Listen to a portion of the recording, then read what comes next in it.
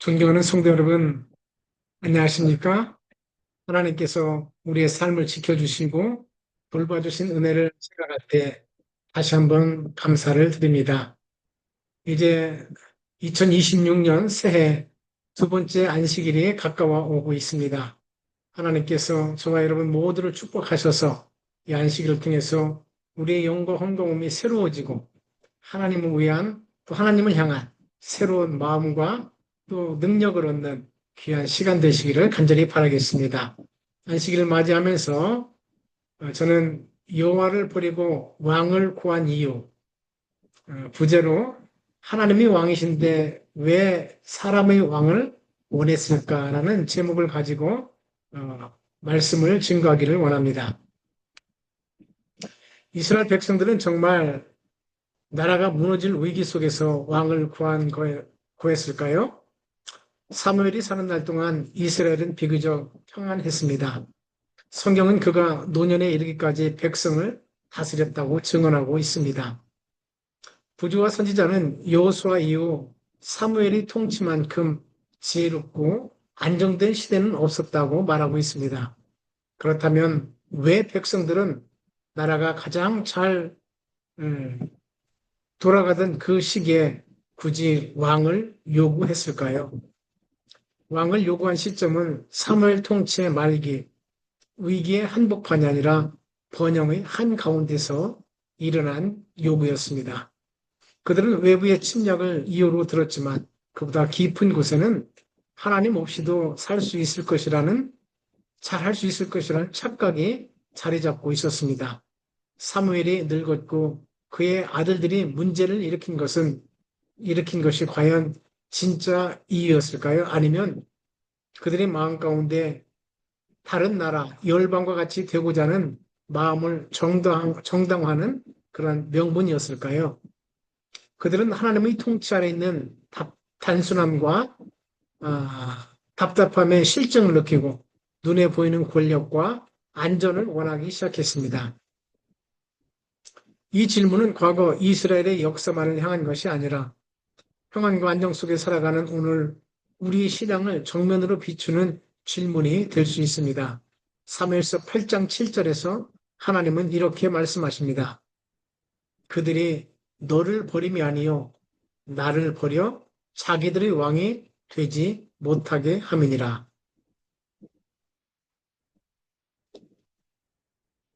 하나님의 왕이신 나라는 어떤 나라였습니까? 부조선제 603쪽은 이렇게 말합니다. 이스라엘 정부는 하나님의 성호와 하나님의 권위로 다스려졌다. 모세와 70인의 장로들과 관원들과 사슴들은 단순히 하나님 주신 율법의 집행자뿐이었다. 율법을 집행할 뿐이었다. 그들은 하나님께서 만드신 법을 집행하는 그런 사람들이었습니다. 그들은 새로운 법을 만드는 사람이 아니었죠. 하나님의 뜻을 전달하고 실행하는 사람들이었습니다. 이것을 우리는 신정 정치라고 하는데요. 하나님께서 높아지고 또 사람은 그것을 따르는 그런 체제를 의미합니다. 하나님의 말씀이 가장 높은 권위가 되는 그런 질서이죠. 이스라엘이 처음 가나안에 정착했을 때 신정 정치의 원칙은 인정되었고 여호와의 통치 아래서 온 국민이 번영을 누렸다라고 말씀하고 있습니다. 하나님이 왕이실 때 백성들은 단순했으며 질서는 분명했고 신앙은 살아 있었습니다. 여러분 신명기 4장 6절에 모세는 이렇게 말합니다. 너희는 지켜 행하라 그리함은 그들이 너희의 지혜요 너희의 지식이라. 이 규례를 듣는 열국이 이르기를 이 큰 나라 사람은 과연 지혜와 지식이 있는 백성이로다 하리라. 하나님의 법은 그들에게 큰 자랑이 되었습니다. 근데 그들은 왜 왕을 요구했을까요? 부조와 선지자는 매우 솔직하게 이유를 밝힙니다. 인구가 증가하고 다른 민족들과 교제함으로 변화가 이르러 왔다. 이웃 이교도들의 습관을 모방함으로 저희 자신들의 거룩한 특성이 희생되었다. 세상과 가까워질수록 하나님과 멀어졌다고 말합니다. 이방 군주들이 과시하는 화려함의 매력을 느낀 그들은 자신들이 단순함의 실증을 느꼈다라고 말하고 있습니다. 성도 여러분, 오늘 이스라엘 백성들이 그 당시에 느꼈던 것과 오늘 우리의 모습은 닮아 있는 것처럼 보이지 않습니까? 단순한 신앙이 싫어지고 조용한 순종이 답답해지고 눈에 띄는 성공과 체면이 더 중요해질 때 우리는 이렇게 말할 수 있습니다. 우리도 다른 사람들이 하는 것처럼 열방이 하는 것처럼 되게 하십시오. 라고 말이죠. 이스라엘은 외부 침략을 이유로 들었지만 하나님은 그들의 마음을 보셨습니다. 그들이 하나님의 율법을 순종하는 길에서 떠나갈 때 하나님의 통치에서 벗어나기를 갈망하게 되었다라고 말하고 있습니다. 그들은 하나님의 율법으로부터 자유스럽게 되기를 원했습니다. 그러나 여러분, 그 자유는 불순종하는 자유였고 그것은 그들로 하나님을 멀어지게 했으며 패망하는 길을 갈 수밖에 없었습니다. 그렇다면 여러분, 사무엘 시대는 어떤 시대였습니까? 구조와 선지자는 말합니다. 여호수아의 시대 이래 사무엘의 통치 시대처럼 그렇게 큰 지혜로 성공적인 정치를 하던 때가 없었다. 여호수아 이후 우리는 이스라엘 백성들이 어떤 삶을 살았는지를 잘 알고 있습니다. 그 마지막 사사였던 이 사무엘 시대는 여호 시대에 누렸던 그 부흥을 다시 한번 회복하는 그런 시대였다라고 할 수 있습니다. 사무엘 시대는 다시 안정된 시대였고 경건한 시대였고 지혜로운 시대였습니다. 그런데도 백성은 만족하지 않았습니다. 왜 그랬을까요? 마치 이스라엘 백성들이 예수님의 온화하고 또 겸손한 모습이 싫었던 것처럼 사무엘이 겸손했고 눈에 띄지 않고 화려하지 않고 겸손했기 때문이 아닐까요? 오늘날로 말하면 겉으로 보기에 그렇게 드러나지 않는 카리스마가 없어 보이는 그런 지도자였는지도 모릅니다. 그러나 하나님 앞에서 사무엘만큼 위대한 지도자는 또 없었던 것 같습니다. 그렇다면 오늘 우리는 이런 모습 속에서 무엇을 배워야 하겠습니까? 이야기는 이스라엘의 오래된 그런 정치사가 아닙니다. 오늘 우리의 신앙 이야기가 될 수 있습니다. 오늘 우리도 이렇게 말하지는 않습니까? 하나님께서 분명히 성경을 통해서 예언의 신을 통해서 우리의 할 일과 나갈 길을 분명히 보여주셨음에도 불구하고 세상적인 방법을 따라서 하나님께서 가르쳐 주신 방법을 따르지 않는 그런 일들이 있을 수 있는 것입니다. 사람들이 하나님의 권고를 구하지 않고 자기 마음대로 하고자 할 때 하나님께서는 때때로 그들이 원하는 바를 허락하신다.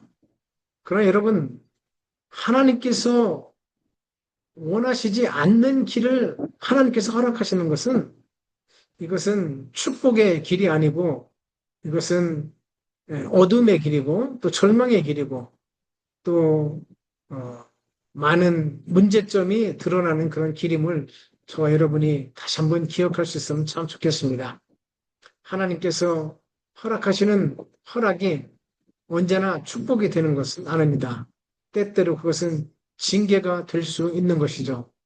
그러므로 오늘 우리가 붙들어야 할 결론은 다른 것이 아닙니다. 환경이 아니라 오늘 우리가 모시는 분이 예수 그리스도이신가, 또 우리는 그분의 뜻을 이루는 것을 실행하는 것을 큰 기쁨으로 여기는가, 누가 내 삶의 진정한 왕이신가라는 것을 분명히 기억해야 하는 것입니다. 사무엘서 12장에서 사무엘은 분명히 말합니다. 너희의 왕은 여호와이시니라. 새해 두 번째 안식일을 맞이하면서 참 저와 여러분 모두가 하나님께서 그리스도 예수님께서 저와 여러분의 왕이 되심으로 언제나 그분을 따르고 그분을 높일 수 있는 저와 여러분 모두가 되기를 간절히 바랍니다. 하나님께서 그런 마음 가운데 오늘 한 해도 크신 축복과 은혜로 함께 하시고 하나님의 은혜 가운데서 저와 여러분 모두가 계획한 모든 것들을 잘 이뤄나가는 그런 복된 한 해가 되기를 간절히 바라겠습니다. 이제 돌아오는 귀한 안식일 시간 하나님의 크신 은혜와 은총이 저 여러분과 여러분에게 함께 하시기를 간절히 바라겠습니다. 기도하겠습니다. 하늘에 계신 하나님 아버지, 새해 두 번째 안식일이 다가오고 있습니다. 저희 마음 가운데 다시 한번